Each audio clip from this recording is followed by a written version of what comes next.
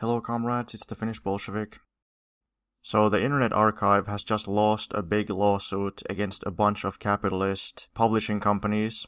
The Hachette Group, which comprises Hachette, HarperCollins, Penguin, and Wiley, sued the Internet Archive, and earlier this month, March 2023, they won the case against the Internet Archive.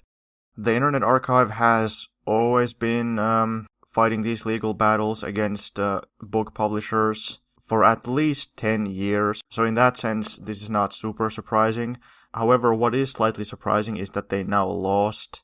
But firstly, before we get into any of that, let's first talk about what the Internet Archive is, for those who don't know. So, the Internet Archive is basically an online library.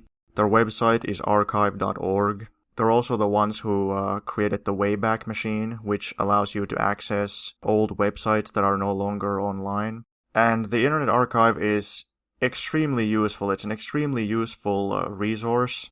They don't have any particularly leftist or socialist or progressive democratic leaning or anything. The materials that they have on their website are just, whatever, all across the board. There's right-wing stuff, there's left-wing stuff, there's everything else. So some of the content that people put there is very good and some of it is very bad, but the website and the service itself is extremely useful. They basically have two kinds of books. They also have other things, like they have some public domain movies, photos, various kinds of files, all kinds of stuff like that, also audio files, but I think it's mostly books. And when it comes to books, they basically have two kinds. There's public domain books, and then there's copyrighted books. And the copyrighted books, they basically loan out just like a library does. So you have to make an account, just like if you went to a real library, you have to get a library card or whatever. And then you're allowed to borrow books. And if you've borrowed it, then while you're reading it, nobody else can read it. And then once you're done with it, you return it, and then someone else can borrow it. So it works just like a regular library, except it's online. I watched a bunch of videos on YouTube, like a bunch of commentary about this lawsuit, and there were some people saying how, oh yeah, the book publishers, they're completely in the right. They have every right to go after Internet Archive, and I forget who it was, but somebody said something about how there already are a bunch of existing libraries. But the reason that the Internet Archive is so useful is because it's globally available. I don't live in the United States. I can't access American libraries. I can't get American history books or something from my local library. Believe me, I use my local library a lot, but I can only pretty much get Finnish books from my local library. Obviously, all the public domain stuff they have on there is also very useful, like users can upload content on Internet Archive if it's in public domain. And with the public domain stuff, that you can download and whatever, whereas the stuff that is copyrighted, you're not able to download. You can only access it by making an account, and then you can read it on the site, but there's no way for you to copy it or save it on your computer or anything. So let's talk a little bit about the actual lawsuit. So, like I said, these companies have consistently been going after the Internet Archive throughout its entire existence because capitalist corporations don't want people to get access to anything for free. Everything has to be for profit, so the very existence of this kind of library is a threat to them. I don't think the Internet Archive actually hurts their profits all that much, if at all, but I think the idea of it and what it could potentially lead to is threatening to them. I think these corporations think that it potentially might damage them, but I really don't think that it actually even has caused any damage to their profits. Primarily because the stuff they have on the Internet Archive is pretty old books mostly. Books that are long out of print. Books from the 50s, 60s, 70s, 80s, 90s. They don't seem to have any brand new books. And I think the reason for that is that I think some library gave a bunch of books to the Internet Archive, and then the Internet Archive scanned all of them. Because that's another aspect of this, is that the books on there are not ebooks, they're actually just scanned physical books. But I'll return to that point a bit later. So, these companies have been going after the Internet Archive for a long time, but they weren't able to win in court because the Internet Archive wasn't really doing anything illegal. It was just acting like a library.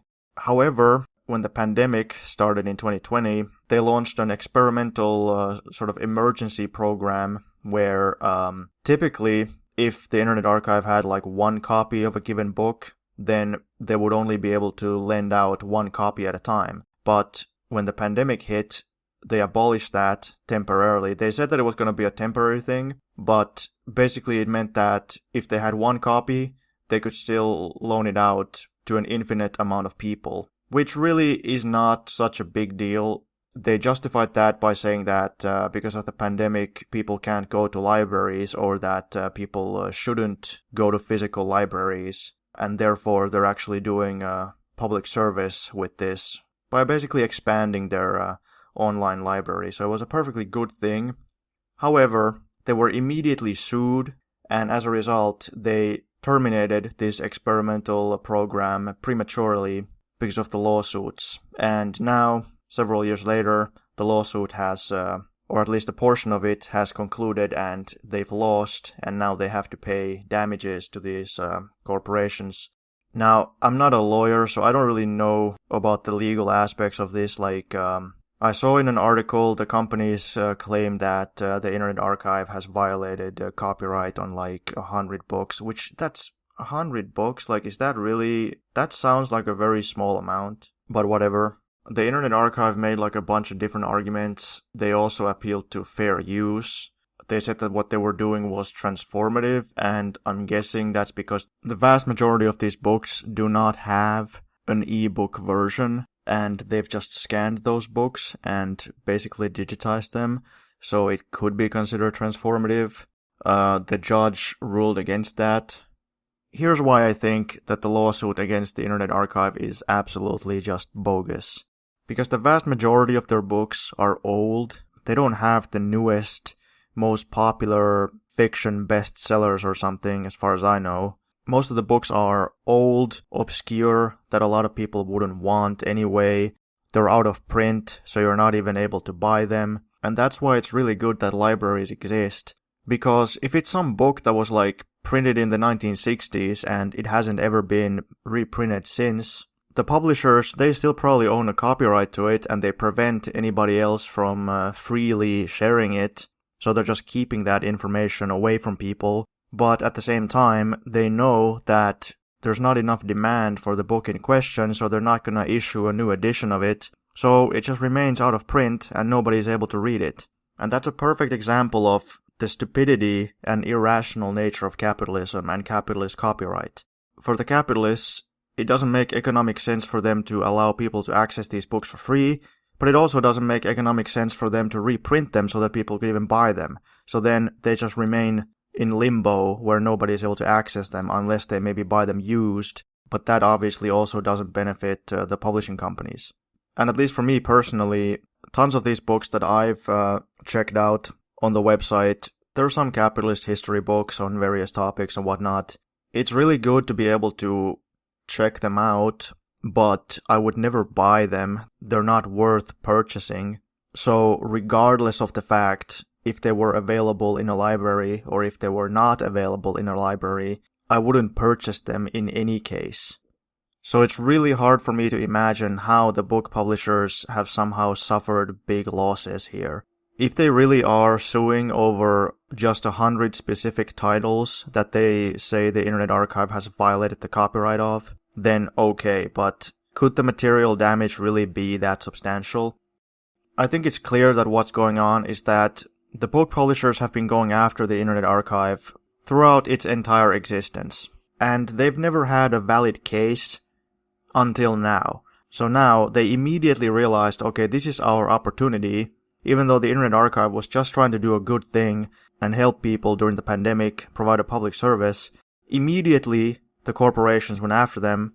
And now, what's going to be the result of this? Well, it's hard to say. The Internet Archive has been fighting lawsuits for years and years, and they've still kept going. So a part of me thinks that they'll still be okay. But a bunch of sources said that this could bankrupt them. So I don't know. if they really end up going bankrupt and the whole website is taken down, that would be an absolute disaster. Especially considering some of the biggest collections on the website are like from LibriVox, which is all public domain, and from like the State Library of India or something, who have uploaded a ginormous amount of public domain books, like really old books. So if the organization went bankrupt, would all these resources also be lost, even though they're in the public domain? Well, time will tell.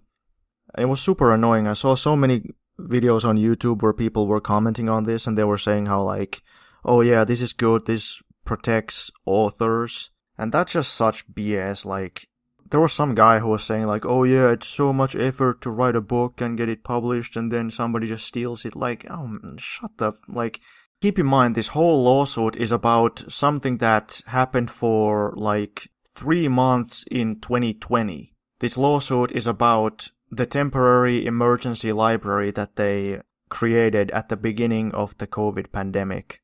But it was intended to be temporary, and it was even prematurely closed down because of the lawsuit.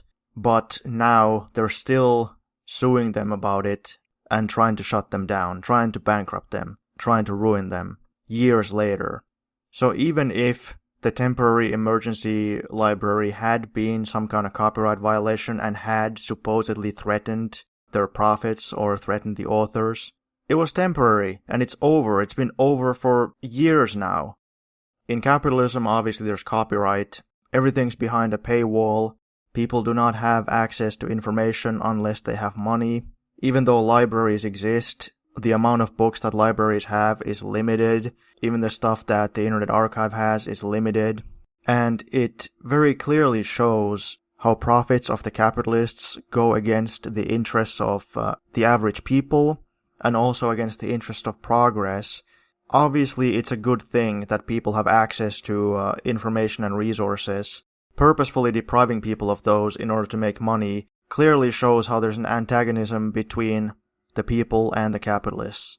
Now, people will say, well, what about the authors? Like, the authors get their livelihood because of copyright. Well, in socialism, authors did not have copyright, although they had a proof of authorship, so that they had to be credited, and they earned money not based on sales, but based on the size of the editions.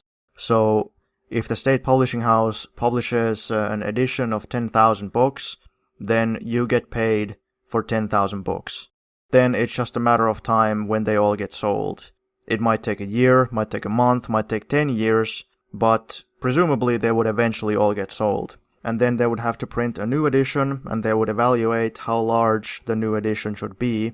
If the book is super popular, they might have to print like 1 billion copies, and then you would be compensated for every copy.